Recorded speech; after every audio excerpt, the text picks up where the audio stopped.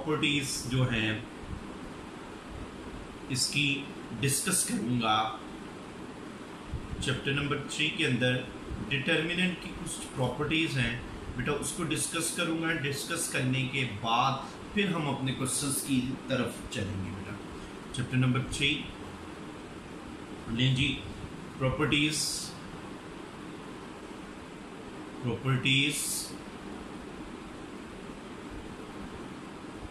of determinants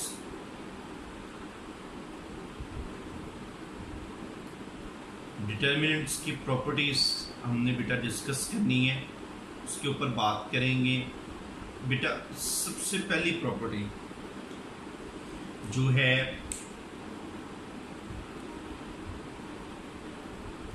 for a square matrix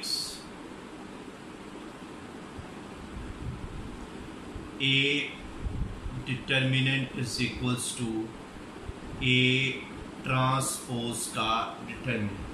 किसी एक square matrix है, उसका अगर डिटर्मिनेंट लेते हैं तो इक्वल आएगा उसके ट्रांसपोज के डिटर्मिनेंट के इक्वल आएगा बेटा। ये इसकी डिटर्मिनेंट की हमने सबसे पहली प्रॉपर्टी जो है वो इस वक्त डिस्कस की कि अगर आप किसी भी स्क्वायर मैट्रिक्स का डिटर्मिनेंट लेते हो तो उसका डिटर्मिनेंट इक्वल आएगा उसके ट्रांसपोज के डिटर्मिनेंट के इक्वल आएगा बेटा। हम लोगों ने ये चीज़ बेटा सबसे पहले ही डिस्कस कर ली। सेकेंड प्रॉपर्टी है बेटा number 2, a square matrix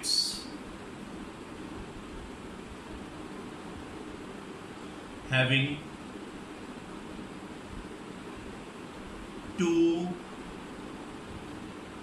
identical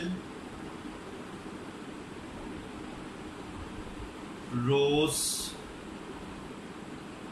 or two identical columns, then determinant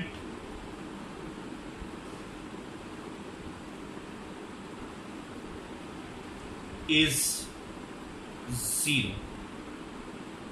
अगर दो रोज और दो कॉलम्स जो हैं वो आइडेंटिकल हो जाएं, एक जैसी हो जाए, तो डिटर्मिनेंट का आंसर क्या होगा? 0 हो जाएगा। Number 2, a square matrix, a square determinant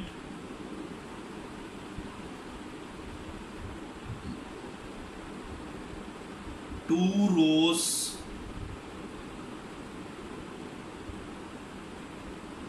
या और 2 columns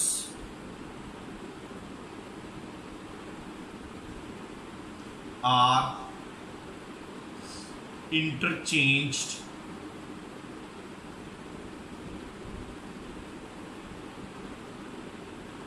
then determinant is -a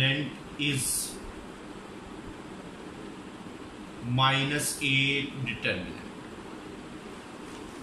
अगर आप कोई सी भी दो डिटर्मिनेंट के अंदर 2 रोज या 2 कॉलम्स को आपस में इंटरचेंज कर देते हैं तो डिटर्मिनेंट का आंसर क्या आएगा? -a। यानी -a का मतलब है कि आपको नेगेटिव बाही लगा के फिर आपको इसको चेंज करने का। Number a square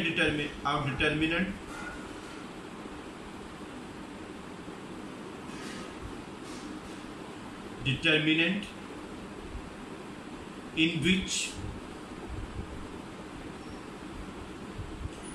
which all entries members of a row or column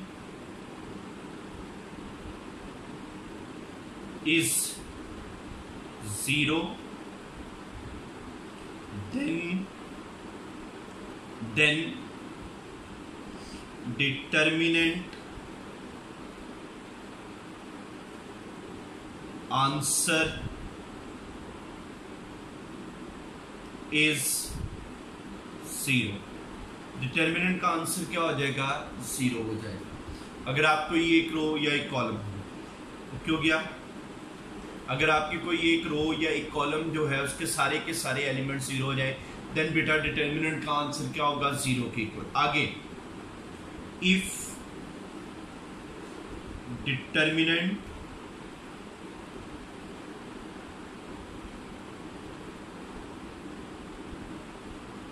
a row or a column, sum of two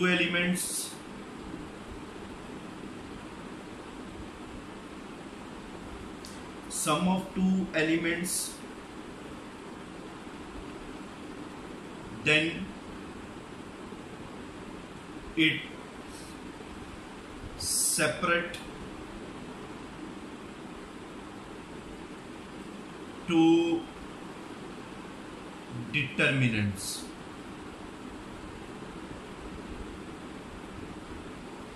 हम उसको सेपरेट कर देंगे दो डिटर्मिनेंट्स के अंदर। For example,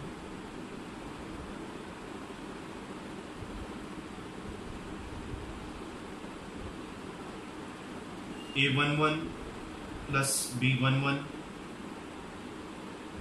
A21 plus B21, A31 plus B31, A12, A13, A22, A23, A32, A33 is equals to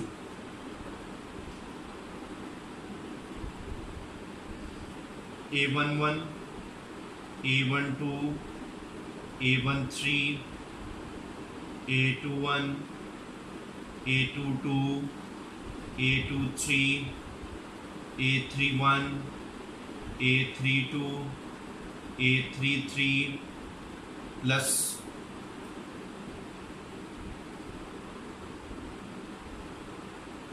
B1, B21, B31, A12, A13, A22, A23, A32, A33। यानी अगर आपके पास कोई एक कॉलम या एक रो दो नंबर्स की सम की फॉर्म में हो, अगर आपने उसका डिटर्मिनेंट अलग अलग करना है तो हम उसको इसके डिटर्मिनेंट के अलग अलग फॉर्म के अंदर लेके जा सकते हैं। आप समझ आ गई? हम उसको इसके फॉर्म में लेके जा सकते हैं। अब क्या आएगा next?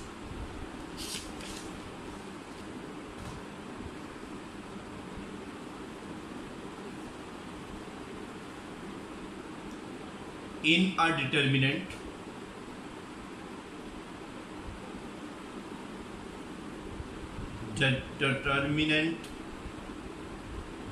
a row or a column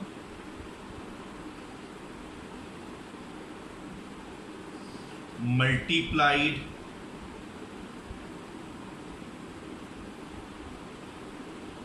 by a number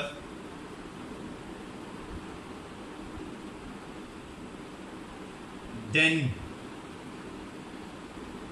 added or subtracted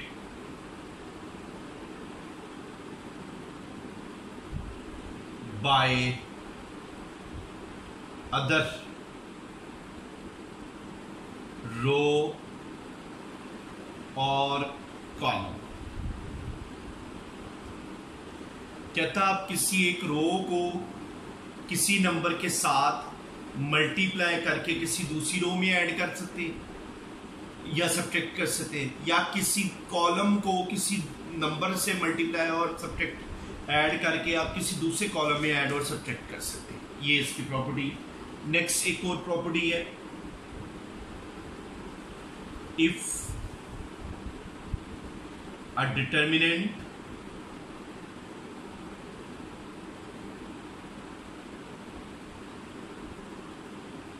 multiplying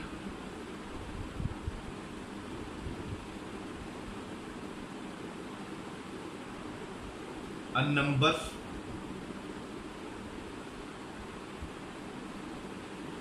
k belongs to R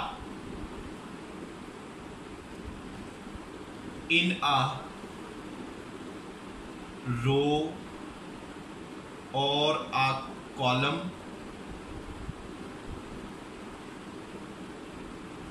then answer is equal to K A determinant. Number 3, if a determinant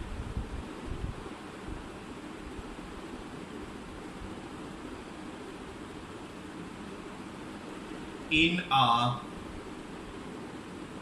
triangular form,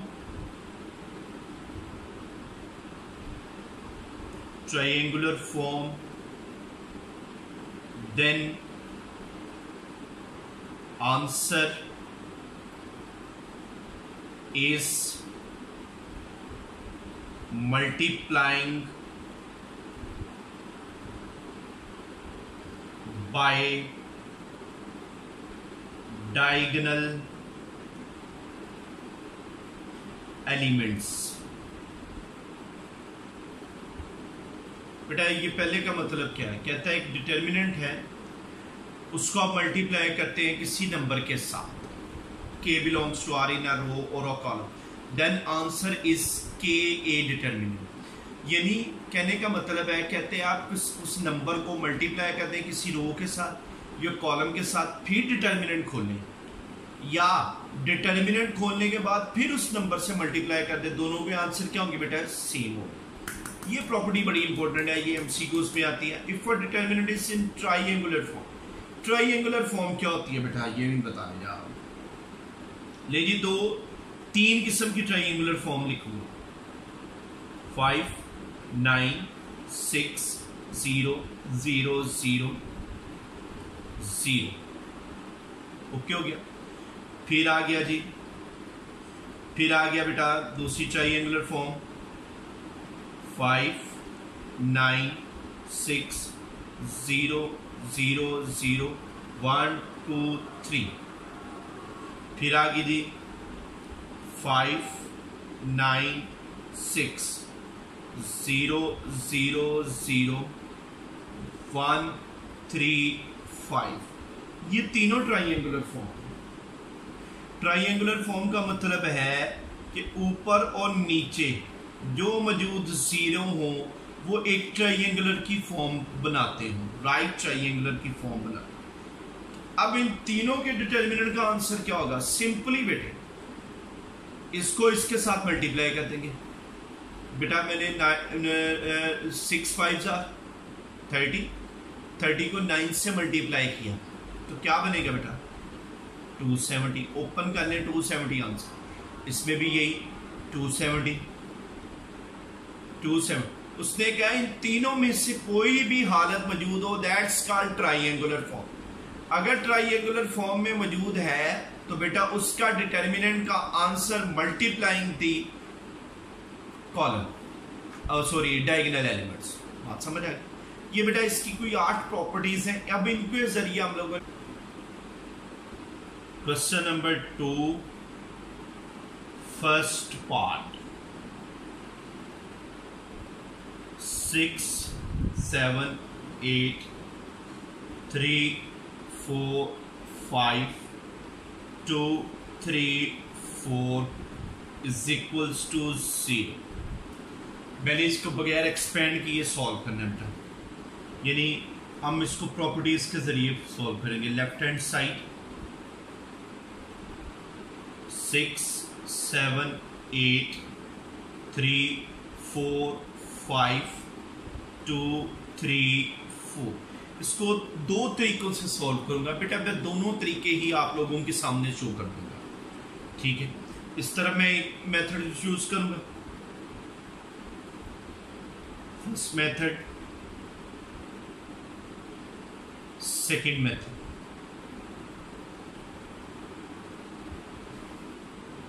बेटा पहले में मैंने क्या किया, C3 minus C2, C3 minus C2, तीसरे column में से मैंने कॉलम 2 को माइनस कर दिया। 6 7 3 4 2 3। चेंज किसमें आनी है, जो कॉलम इस तरह पहले लिखा C3। 8 minus 7, 5 minus 4, 4 minus 3।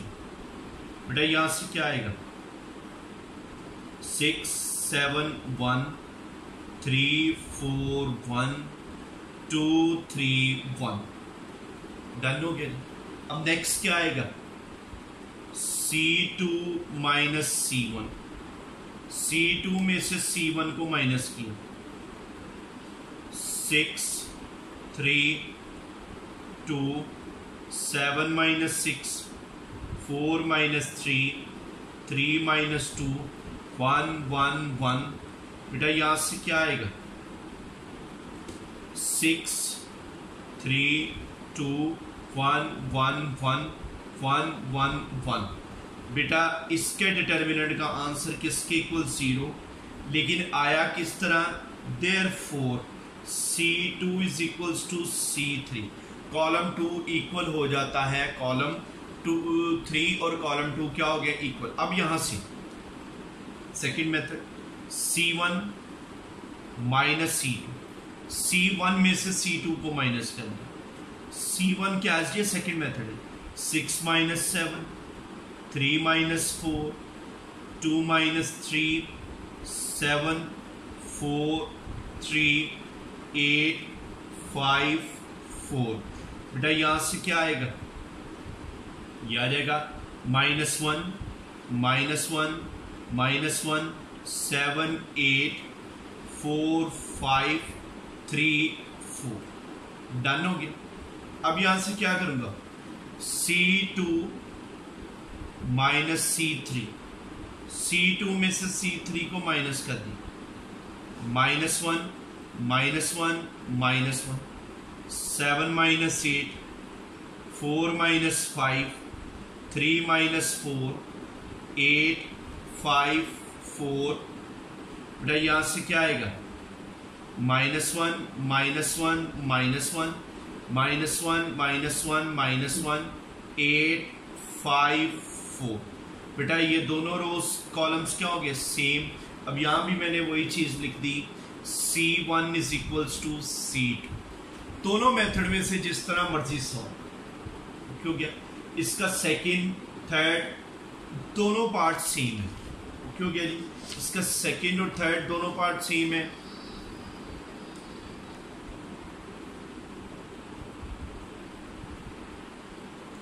Second part 2 3 minus 1 1 1 0 2 minus 3 5 is equals to 0। Left hand side 2 3 minus 1 1 1 0 2 minus 3 5। क्यों गया, 2 माइनस 3 5 हो गया। बेटा यहां से अब क्या आएगा, बेटा C3 प्लस C2, C3 में C2 को प्लस कर दिया, क्या आ जाएगा पता, 2 1 2 3 1 माइनस 3 -1 प्लस 3, फिर क्या आएगा 0 0 प्लस 1 5 प्लस -3 यहाँ से क्या आएगा 2 3 2 1 1 1 2 माइनस 3 5 माइनस 3, यहाँ से क्या आएगा 2 3 2 1 1 1 2 माइनस 3, यहाँ से बेटे क्या आ जाएगा यहाँ से 2। अब देखिए कौन सी चीज सेम हो रही है 2 1 2 2 1 2 इज इक्वल्स टू 0। यहाँ से बेटे मैं कह सकता हूँ C1 is equals to C3। ये दोनों इक्वल हुए तो ये आपके पास आ गया। क्यों गया? बात समझ आ गई? क्लियर हो गया यहाँ से। अब यहाँ पर एक और तरीका भी है इसको सॉल्व करने का, सेकंड मेथड भी है, उसके ज़रिए भी बेटा आप क्वेश्चन कर सकते हो, उसके ज़रिए भी आपका ये क्वेश्चन सॉल्व हो सकता है। सेकंड मेथड क्या है? ये है मेथड 1। ये क्या है बेटे मेथड 1। अब मेथड 2,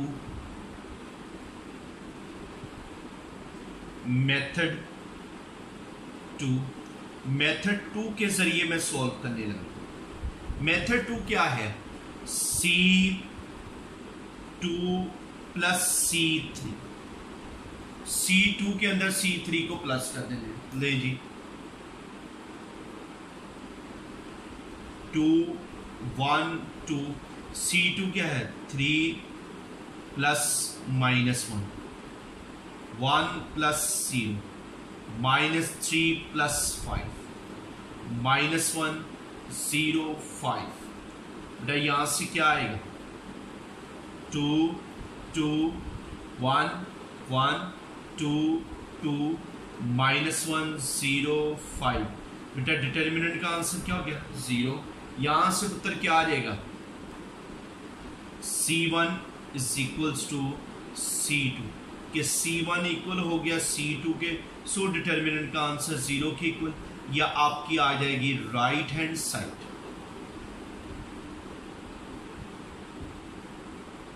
ये क्या आ जाएगी आपकी राइट हैंड साइड। क्यों गया जी? बात समझ आई कुछ के नहीं?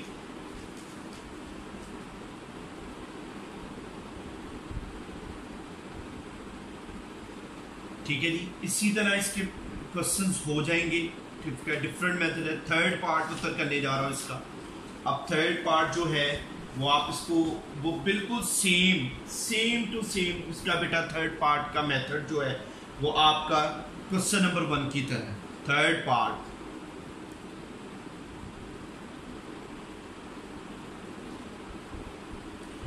1 2 3 4 5 6 7 8 9 is equals to 0. Left hand side 1 2 3 4 5 6 7 8 9। Method 1। Basically मुझे कुछ स्टूडेंट्स पूछते हैं जी हमें कैसे पता चलेगा ये सीक्वेंस भी है। 1 2 3 4 5 6 7 8 9 पिछले क्वेश्चन में भी ऐसे था फर्स्ट पार्ट। और कुछ चीजें आप ट्राई करते हैं असम्पशंस लाइक ऐसे कि आपको नजर आना चाहिए, ठीक है, कि आपको इसके अंदर ये ऑपरेशन लग रहा है, आप उसके लिहाज से चलेंगे। Method 2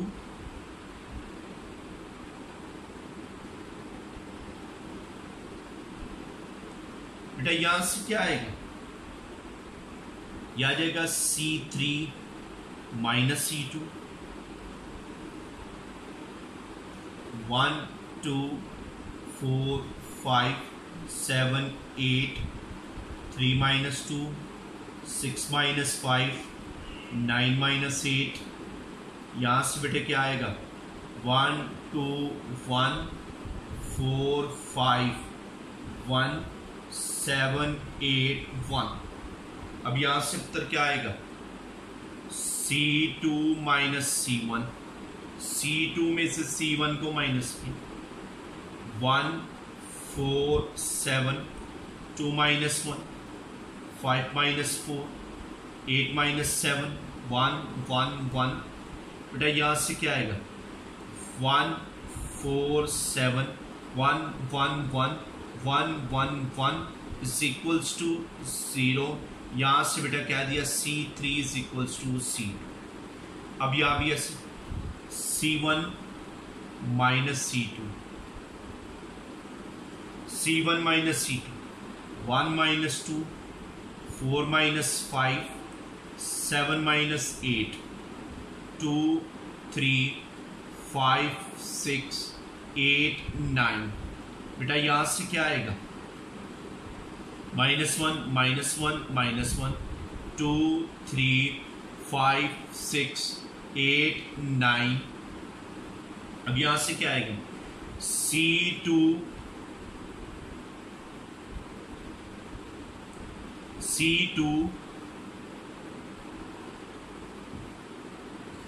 minus C3, C2 minus C3 -1 -1 -1, 2 minus 3, 5 minus 6, 8 minus 9, 3 6 9 is equals to -1 -1 -1 -1 -1 -1, 3 6 9 is equals to 0। यहाँ पे बेटे क्या हो गया C1 is equals to C2। क्यों गया जी ले बेटा